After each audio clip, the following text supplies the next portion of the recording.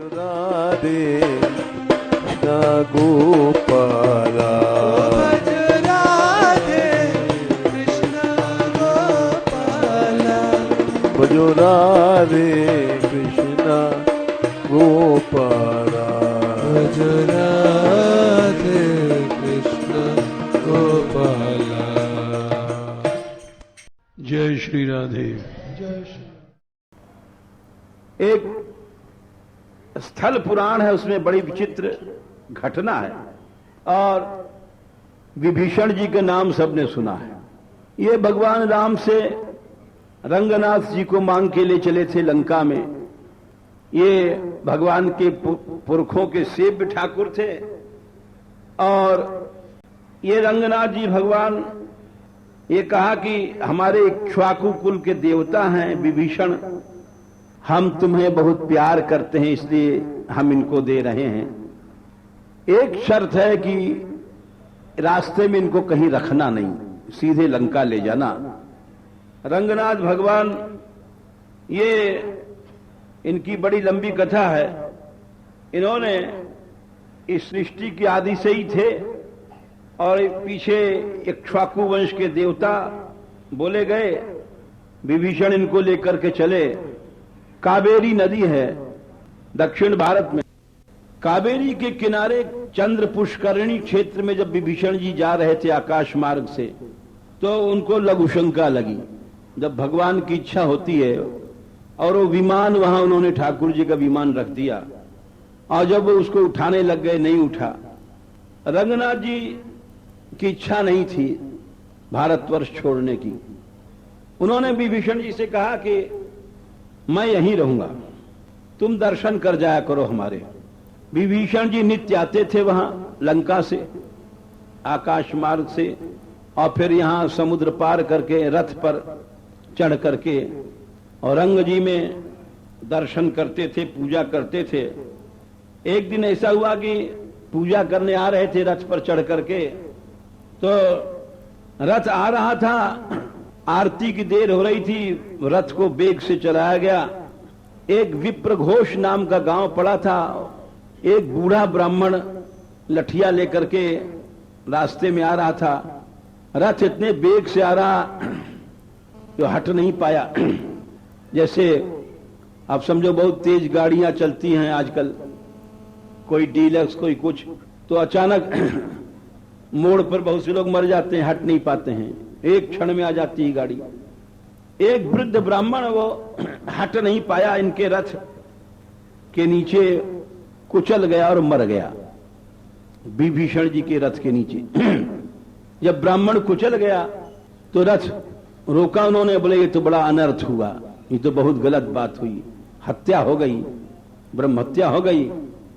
और ये सब बड़े बड़े महापाप है जिनको आदमी सैकड़ों जन्म तक भोगता है, एक दो जन्म तक नहीं। तो गांव के लोग इकट्ठे हुए, बोले अरे रे रे इसको पकड़ो। और ब्राह्मणों ने विभीषण को पकड़ लिया और जंजीरों से बांध दिया। यद्यपि बड़े शक्तिशाली थे लेकिन वो करते क्या, बोले अब सभी ब्राह्मणों को मारना पड़ेगा, अगर हम इनसे युद्ध करें तो ये मरेंगे, एक हत्या की जगह 10 हत्या 50 हत्या लग जाएगी, इसलिए भाई कुछ मत करो, अब इसका दंड भोग लो। बड़े शक्तिशाली थे लेकिन फिर भी पिटते रहे और उनको ले जाकर के जमीन के नीचे एक कोठरी में बंद कर दिया गया कि इस कोठरी में डाल दो, ये भूखा प्यासा यही मरता रहेगा। वो चाहते तो अपनी इच्छा से यूं तोड़ देते, परंतु उन्होंने कहा कि हमारे पाप का दंड हमको भोगना चाहिए, हम प्रभु की शरण में हैं, जैसा करेंगे प्रभु वही ठीक होता है। तो विभीषण जी थे, वो चाहते तो सबको खत्म वतम करके निकल जाते, लेकिन उन्होंने कहा जो कुछ राम कर रहे हैं वो ठीक है, मैं इस काल कोठरी में बंद हूं, यदि उनकी इच्छा यही है कि मैं तड़प तड़प के मरूं तो हमें स्वीकार है और हम इसी तरह से तड़प तड़प के ही मरेंगे। हमारे प्रभु की जो इच्छा है वही होता है और वही होगा और हम उसी में खुश हैं। अब बताइए ऐसा मन बनना ये कितना वो कठिन ही कहा जाएगा। भगवान कृपा कर दे, नहीं तो कट्ठे नहीं, असंभव है। नारद जी गए और भगवान राम से निवेदन किया कि देखो प्रभु, आप सब जानते हैं, आपको हम क्या बताएं। विभीषण इस समय काल कोठरी में बंद है। बोले अच्छा, हाँ। वो क्यों? बोले कि वहां वो रथ से आ रहे थे जो आपने रंगनाथ भगवान को दिया था उनका पूजन करने के लिए, और उनके रथ से एक वृद्ध ब्राह्मण, धर्मात्मा ब्राह्मण, होनहार की बात थी, दब गया, मर गया। विप्र घोष गांव वालों ने, ब्राह्मणों ने उसको पकड़ लिया विभीषण को, और पकड़ के पहले तो बहुत पीटा, लोहे की जंजीरों से पीट पीट करके उनको बांध करके काल कोठरी में डाल दिया है कि वो यहीं तड़प तड़प के मरे। भगवान राम बोले अरे ऐसा कैसे हुआ? वो भगवान राम स्वयं गए वहां। ये एक वात्सल्य का एक बड़ा विचित्र नमूना है, उदाहरण है। और भगवान राम जब गए तो गांव वालों ने बड़ा सम्मान किया। भगवान राम ने 13,000 वर्ष तक राज्य किया था। ज्यादातर लोग लीला और राज सिंहासन हुआ वहीं तक गाते हैं, उसके बाद ही बहुत लीलाएं हुई हैं। जब वहां गए तो गांव वालों ने भगवान राम का बड़ा सम्मान किया, और राम जी से भी कहा उन्होंने कि जानते थे विभीषण है इनका भक्त। बोले प्रभु, हम लोगों ने विभीषण को ऐसे ऐसे बंद कर दिया है। राम जी ने इसके बाद में क्या कहा, इस स्थल पुराण का वचन है। भगवान राम खड़े हो गए, और जैसे एक माता अपने बच्चे के कष्ट में दुखी होती है और रोती है, किसी माँ का जब बच्चा बीमार होता है या मर जाता है तो कितना रोती है, कितना उसको कष्ट होता है। तो भगवान ने दिखाया कि यही हालत मेरी है। वो हाथ जोड़ के खड़े हो गए, रोने रोते हुए बोले वरम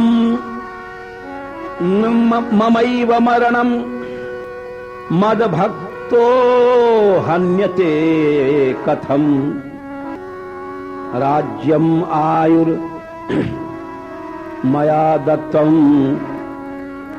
तथैव स भविष्यति।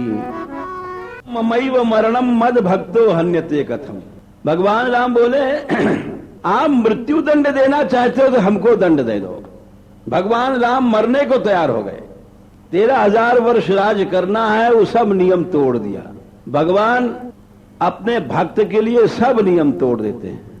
वो कोई भी उनका ऐसा नियम नहीं है जो भक्त के लिए न तोड़ सके। इसीलिए तो कहा है प्रबल प्रेम के पाले पड़ कर, प्रबल प्रेम के पाले पड़ कर प्रभु का नियमा बदलते देखा।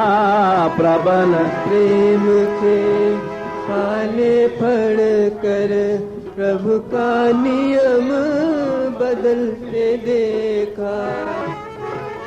प्रभु का मान भले टल जाए, प्रभु का मान भले टल जाए, और जन का मान न टलते देखा। जन का मान न टलते देखा। जन का मान न टलते देखा। जन का मान न टलते देखा। प्रबल प्रेम के पाले पड़ कर प्रभु का नियमा बदलते देखा। प्रबल प्रेम के पाले पड़ कर प्रभु का नियम बदलते देखा। भगवान बोले राम जी कि आप लोग हमको मृत्यु का दंड दे दें आज ही। और ये वरम ममैव मरणम मद भक्तो हन्यते कथम, हमारा भक्त क्यों मारा जाए। राज्यम आयुर्मया दत्तम तथैव स भविष्यति, हमने इसको राज्य दिया है और एक कल्प पर्यंत आयु दिया है। एक कल्प ब्रह्मा जी को दिन कहते हैं, अरबों वर्ष होते हैं, ये समझ लो। तो ब्राह्मणों ने कहा कि महाराज पाप तो विभीषण का है और विभीषण का दंड हम आपको क्यों दें। भगवान बोले भृत्यापराधे सर्वत्र स्वामिनो दंड इष्यते। राम वाक्यम द्विजा श्रुत्वा विस्मयाद इदम अब्रुवन। ब्राह्मणों ने कहा कि महाराज आपको दंड क्यों दें? बोले देखो भाई, सेवक का अपराध स्वामी को भोगना चाहिए, तभी वो दयालु बोला जाता है। ये इसीलिए राम राज्य का आदर्श कोई पा नहीं सकता है। लोग राजा बन जाते हैं बड़ी जल्दी। आज क्या ऐसा वात्सल्य कहीं मिल सकता है? विभीषण को रावण ने गदा चलाई थी, भगवान राम ने अपनी छाती पर ले लिया था कि मैं मर जाऊं भले विभीषण न मरे। इसको कहते हैं राजा। इसीलिए राम राज्य था। अब कौन राज्य है? भगवान ने कहा कि स्वामी ही सेवक के दंड को भोगता है। मैं भृत्य वत्सल हूं। जैसे दास पर पुत्र के समान प्रेम किया जाता है, ऐसे राजा को चाहिए प्रजा पर करे। और फिर ये तो मेरा भक्त है। भृत्यापराधे सर्वत्र स्वामिनो दंड इष्यते। भगवान कहते हैं नियम है, यदि कोई राजा है तो उस प्रजा के किए दंड को भोगे, तब दयालु बोला जाएगा। सीता जी को उन्होंने इसीलिए वन में भेजा था कि अगर हमारी प्रजा नहीं चाहती है तो मैं सीता को भी छोड़ सकता हूं। भगवान राम की प्रतिज्ञा थी, स्नेहम दयाम च सौख्यम च यदि वा जानकीमपि आराधनाय लोकस्य मुंचतो नास्ति में व्यथा। ये भगवान राम का प्रतिज्ञा वाक्य है कि मैं इस प्रजा की आराधना के लिए, अपने बच्चों की आराधना के लिए अपना स्नेह, दया, अपना सौख्य, प्रेम, प्राण अथवा जानकी भी छोड़ दूंगा, मुझे कोई भी कष्ट नहीं होगा। और छोड़ के दिखाया उन्होंने। ऐसा नहीं कि उन्होंने नहीं किया। तो भगवान बोलते हैं कि ये तो नियम है, आप लोग हमें दंड दे दें, हमको हाथ पांव बांध करके काल कोठरी में छोड़ दें, हमको मृत्यु दंड दे दें, इनको छोड़ दें। राम वाक्यम द्विजा श्रुत्वा। भगवान राम की जब इन बातों को ब्राह्मणों ने सुना, विस्मयादिदम अब्रुवन, बड़े आश्चर्य में पड़ गए कि ऐसी जननी, ऐसा मां, ऐसा वात्सल्य कहां है, जो एक निशाचर के लिए मरण चाह रहा है कि आप हमको मृत्यु दंड दे दो। उन्होंने विभीषण के बंधन खोले राम की इस दया और कृपा को देख करके, और उन्हीं ब्राह्मणों ने विभीषण को हृदय से लगा लिया। विभीषण तुम धन्य हो, जिसके पीछे प्रभु भी अपना शरीर छोड़ना चाहते हैं। ऐसा वात्सल्य कहां सुना गया है। और सब के सब भगवान राम की शरण में आए, उनके भक्त बन गए। कृपा करो राधा रानी, कृपा करो।